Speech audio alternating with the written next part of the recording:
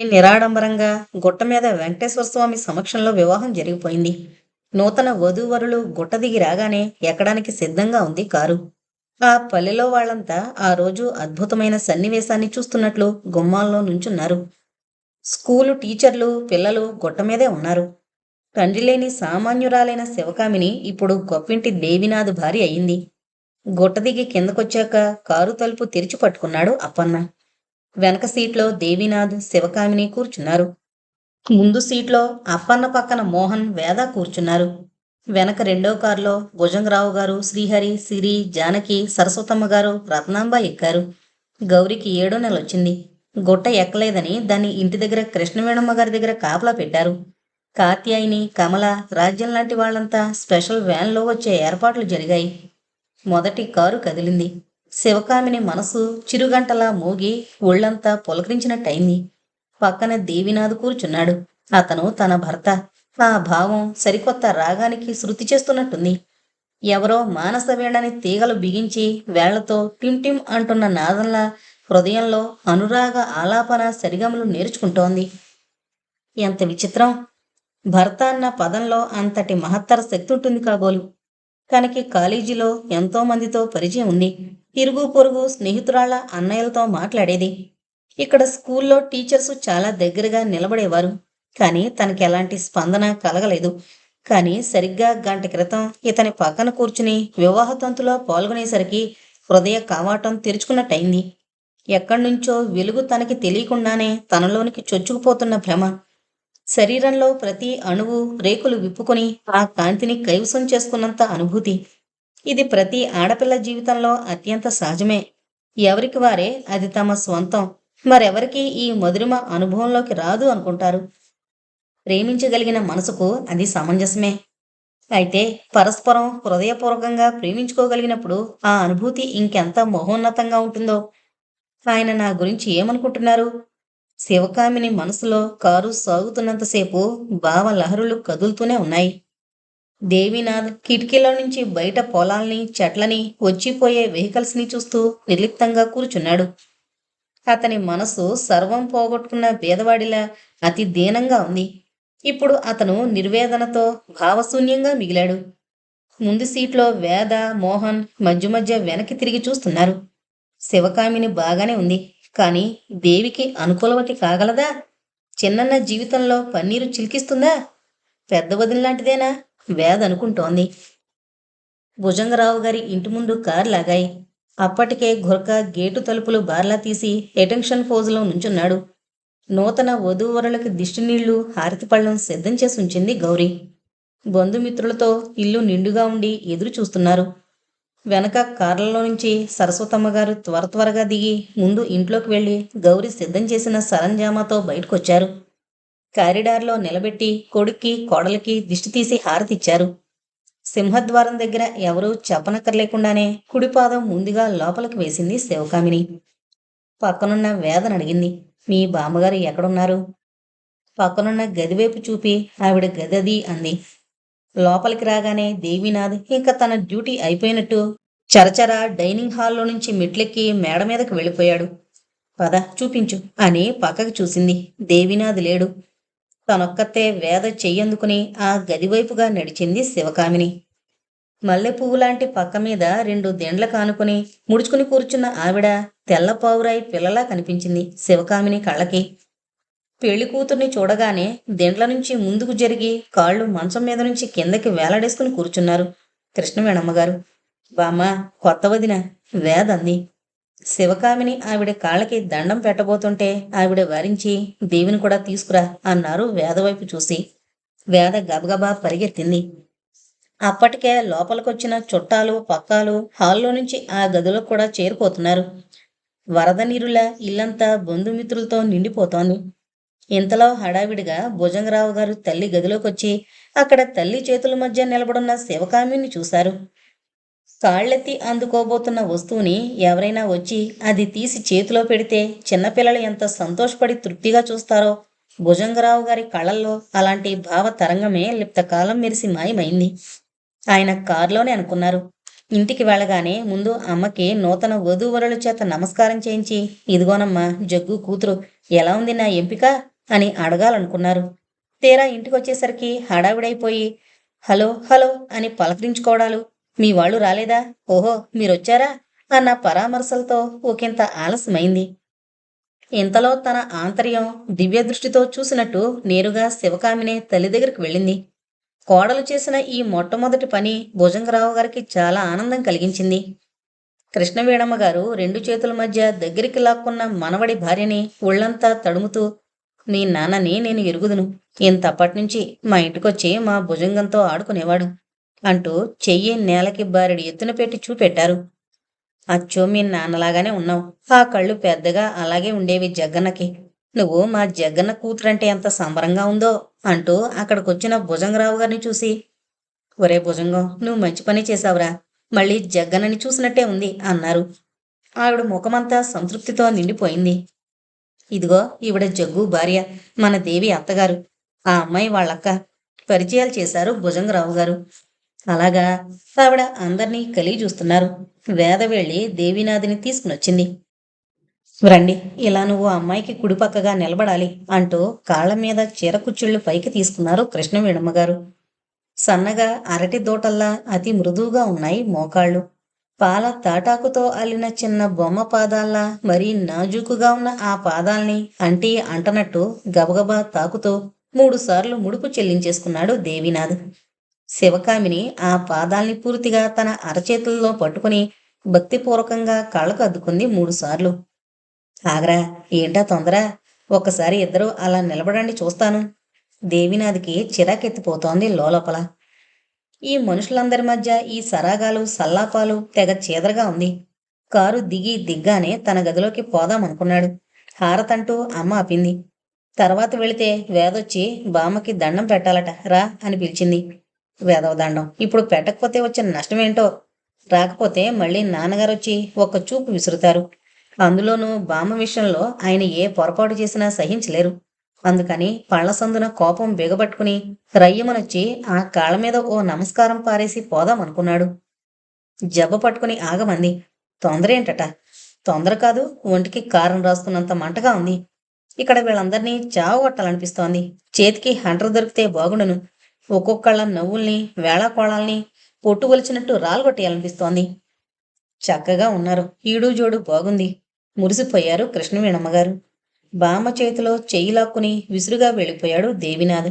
చటుక్కున పక్కకు జరిగారు అడ్డం ఉన్నవాళ్లు. కృష్ణవేణమ్మగారు చెప్పుకుపోతున్నారు.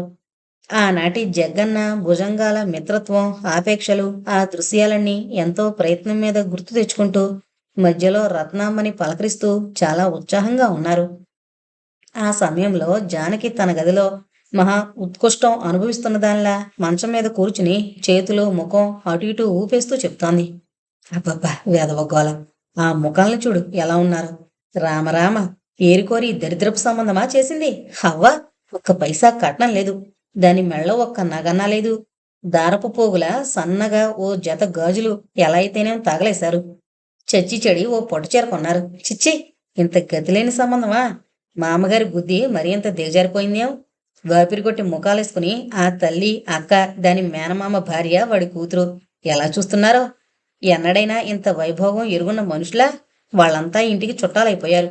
రేపటినుంచి కొత్త పెళ్లి కూతురు నాతో సమంగా ఈ ఇంట్లో తిరుగుతుందన్నమాట.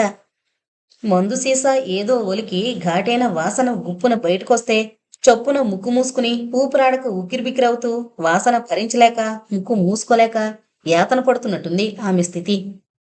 ఎంత మిత్రుడైతే మాత్రం ఈ చెత్తబొట్టుని ఇంట్లోకి తెచ్చుకుంటారా? ఏదో పదో పరకో పారేస్తూ ఉండాలి గాని. జానకి తల్లి కూతురికి వత్తాసు పలుకుతోంది. ఎంగిలాకులు విసిరియాల్సినంత తేలిగ్గా ఉంది ఆవిడ మాట చెప్పిన విధానం. అదేంటత్తయ్య, మనం ఎంత కట్నం ఇచ్చాం, ఎంత రంగరంగాలతో పెళ్లి చేశాం, ఎన్నేసి లాంఛనాలు తీర్చాం. ఇదేంటి, మనమంతా ఇక్కడే ఉంటే అక్కడెక్కడో 3 ముళ్ళు వేయించుకు తీసుకొచ్చారు. ఒక్క పూట భోజనాలు పెట్టలేరా మనందరికీ? ముక్కున వేలేసుకుని విడ్డూరంగా చూసింది జానకి వదిన. ఆ ముక్కుకున్న రాళ్ల బేసరి, వేలుకున్న ముత్యాల ఉంగరం ఆ ప్రశ్న తనే వేసినట్టు తళుక్కున మెరిశాయి. ఆ అత్తగారు కోడల వైపు చూసింది. బాగుందని అడగడం, పండగనాడైనా పరమాన్నం తిన్నారా అని ముష్టివాణ్ణి అడిగితే ఏం చెప్తాడు?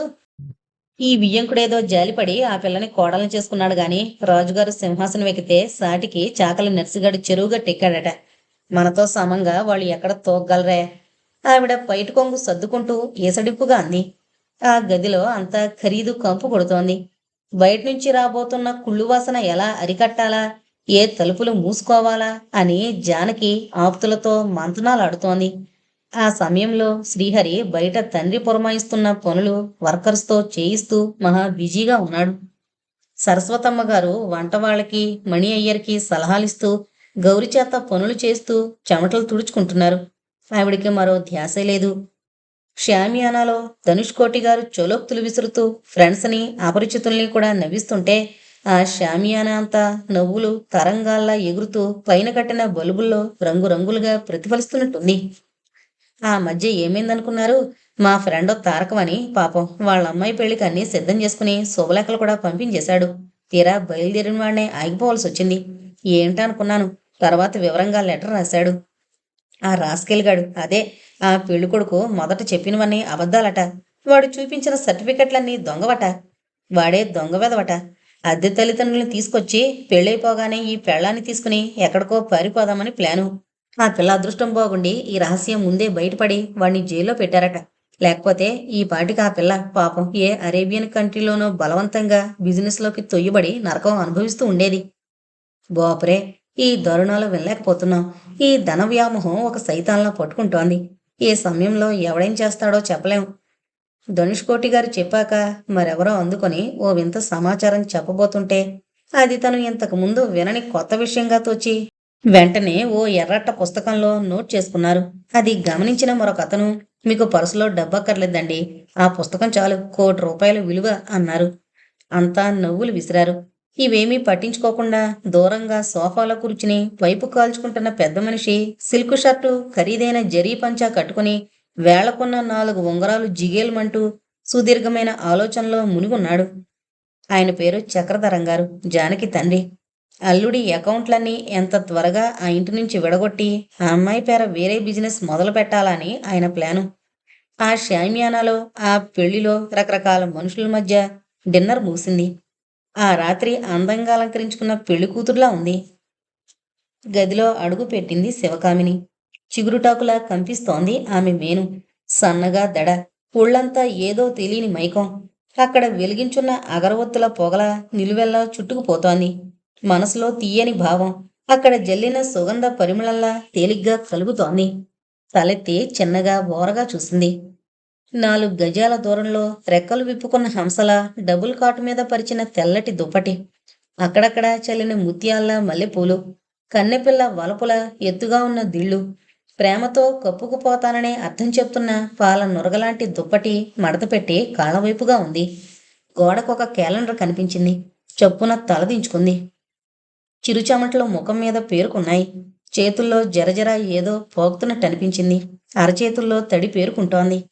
శివకామిని వివసరాలైనట్టు కళ్ళు మూసుకుంది. 5-10 నిమిషాలు గడిచాయి. బయట బాల్కనీలో నిలబడి దూరంగా కనిపిస్తోన్న బంజారా హోటల్ని చూస్తున్నాడు దేవీనాథ్. ఆ క్షణంలో అక్కడికి ఎగిరి వెళ్ళి చిత్తుగా తాగేసి మత్తులో పడిపోవాలనిపిస్తోంది. ఈ జరిగిందంతా అబద్ధం, పచ్చి అబద్ధం అని అరవాలనుంది. కొన్ని సంవత్సరాల పాటు కోమాలో పడిపోతే బాగుండనిపిస్తోంది. 25 దాటిపోయిన ఈ యువకత్వం పనికిమాలిన చెత్త కాగితంలా నేల మీద పడిపోయిందనిపించింది. తను చేతకానివాడు, పిరికివాడు, వ్యక్తిత్వం లేని మట్టి ముద్ద. లేకపోతే ఎప్పుడో ఎదిరించాల్సింది. నాకిష్టమైనప్పుడు నేను కోరిన పిల్లని చేసుకుంటానని చెప్పలేడా? ఇంత చెమట, దద్దమ్మ. ఆస్తి కోసం ఆశించాడా? లేదు. తను ఎదురు తిరిగి వెళ్ళిపోయేవాడే. కానీ ఆ తర్వాత ఇంట్లో సంభవించే పరిణామాలు, చిత్రహింసలు తలుచుకునే మానేశాడు. పూర్తిగా నిర్వీర్యుడైపోయాడు. అవును, తనిప్పుడు మగసిరిగల యువకుడు కాదు. లోపల గదిలో ఆ వాతావరణం చూస్తే పెళ్ళైన ఏ యువకుడైనా ఇలా బయట నిలబడతాడా? రసికత్వం చచ్చిపోయింది. ఆటబొమ్మ కొనిచ్చి ఆడుకోమనే పసిపిల్లాడినా ఈ పిల్లని చేసుకుని కాపురం చెయ్యి అంటే నేనేం మగాణ్ణి? కనీసం పెళ్లి ముందు వరకు ఆమె ముఖమైనా చూడలేదు. ఎందుకు? చూసి ఏం లాభం? ఎటూ నా జీవితంలో ప్రవేశించే తీరుతుంది. తనది ఒకటే దృఢ నిశ్చయం. ఎవరో ఒకరు ఎలా ఉన్నా నాకు అవసరం లేదు. తాళి కట్టేస్తాను. తర్వాత నన్నెవరూ ఏం చేయలేరు. వివాహం అంటే బలవంతంగా చేయగలరు. కానీ దాంపత్య జీవితం అది వాళ్ళ తరం కాదు. శివకామిని బాగానే ఉంది పేరు. ఒడ్డు, పొడవు, రంగు పర్వాలేదు. కానీ గుణం, అభిరుచులు, అభిప్రాయాలు నాకు సరిపోతాయా? వదినలాంటిదా? అదంతా తెలిసే వరకు, నాకు మనోరంజితం కలిగే వరకు పెళ్లి కానట్టే లెక్క. నేనంటే నాన్నగారి అధికారానికి లోబడ్డాను. మరి తనో నన్ను చూడకుండా ఎలా ఒప్పుకుంది? వాళ్ళమ్మ గీచిన గీటు దాటదా? అయితే ఇది ఆమెకి అంగీకారం లేని పెళ్ళే. ఎంత విచిత్రం! ఇద్దరం విద్యాధికులమై పరిచయాలైనా లేకుండా, ముఖాలైనా చూసుకోకుండా జీవితాలు పంచుకున్నాం. విరక్తి నిండిన నవ్వు పెదవుల మీద పరుచుకుంది. అంతలో ఉలిక్కిపడ్డట్టయ్యాడు. ఏదో గుర్తొచ్చింది. తన కర్తవ్యం తెలిసింది. మెల్లగా గదిలోకి అడుగు వేసి గుమ్మంలో నిలిచాడు. శివకామిని కన్నులు మూసుకుని తల కొద్దిగా పక్కకు వాల్చి నిల్చుంది. ఆ నిల్చోడంలో తల్లో నిండుగా పెట్టుకున్న పూలదండలో నుంచి ఒక భాగం మెడ మీదకి అలవోకగా జారింది. ఒక్కో అడిగే నెమ్మదిగా వేస్తూ దగ్గరగా 2 అడుగుల దూరంలో నిలబడ్డాడు. చూడు, లోగొంతుకులో పిలిచాడు. కల చెదిరినట్టు గబాలన కళ్ళు తెరిచి చూసింది. ఎదురుగా కనిపించాడు దేవీనాథ్.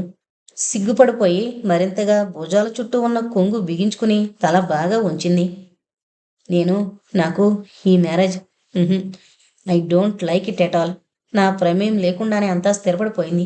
నీకు తెలియదు, మా ఇంట్లో మా నాన్న మాటకి తిరుగులేదు. అందుకు నేనేం చేయలేను, దట్స్ ఆల్. మరింకొక క్షణం అక్కడ నుంచోలేదు. బాల్కనీలోకి వెళ్ళిపోయాడు. దిగ్భ్రమతో అలా కన్నులు విశాలం చేసి నిల్చుండిపోయింది ఎంతోసేపు. మైకపు పొర తొలగిపోయింది. వివసత్వం కరిగిపోయింది. భావనా ప్రపంచం నుంచి ఒక్కసారి వాస్తవంలోకి జారిపడింది. ఏంటి తను విన్నది? అతనికి, ఆయనకి పెళ్లి ఇష్టం లేదా? వాళ్ళ నాన్న మాటకి తిరుగులేదా? ఇది నిజమా? నిజమేనా తను విన్నది? భుజంగరావు గారు మాకీ సంగతి చెప్పలేదే. మా అబ్బాయికి అభ్యంతరం లేదు, సుముఖుడే అన్నారే. అంటే నేను చెప్పినట్టు వింటాడని అర్థమా? తండ్రి మీద ఉన్న నమ్మకం, గౌరవం కాదన్నమాట. భయం, నిస్సహాయం. భుజంగరావు గారు మేమనుకున్నంత సౌమ్యులు కారన్నమాట. ఎంత నిరంకుశత్వం!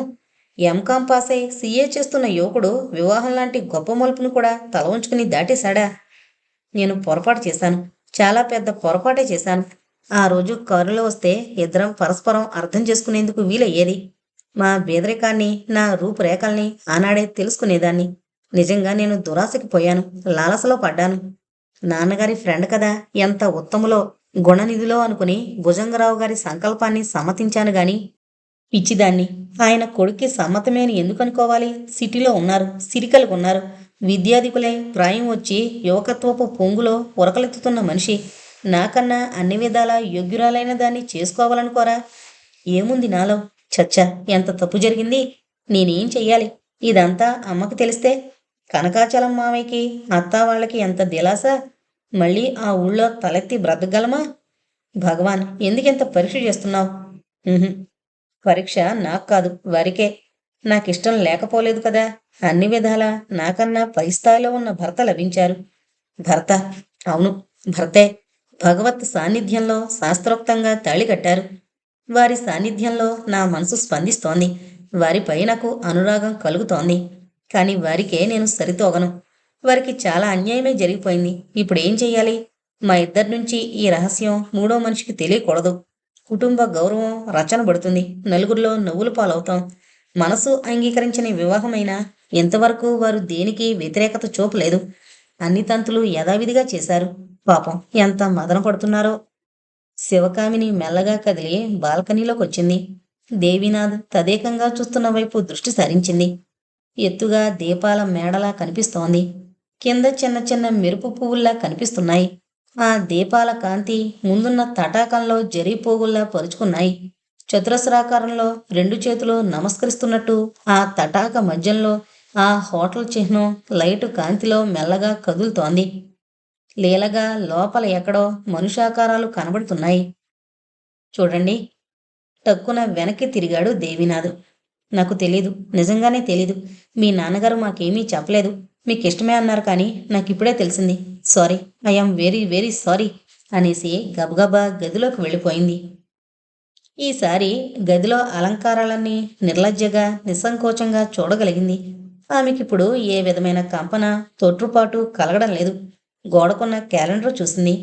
ఈశ్వరుడు తపస్సులో ఉండగా ఉమాదేవి ఆ తపోధనుని పతిగా పొందాలన్న కోరికతో యోగిని వస్త్రధారిణి అయి ఏకాగ్ర చిత్తంతో అతని కోసం యోగ నిష్టలో ఉంది.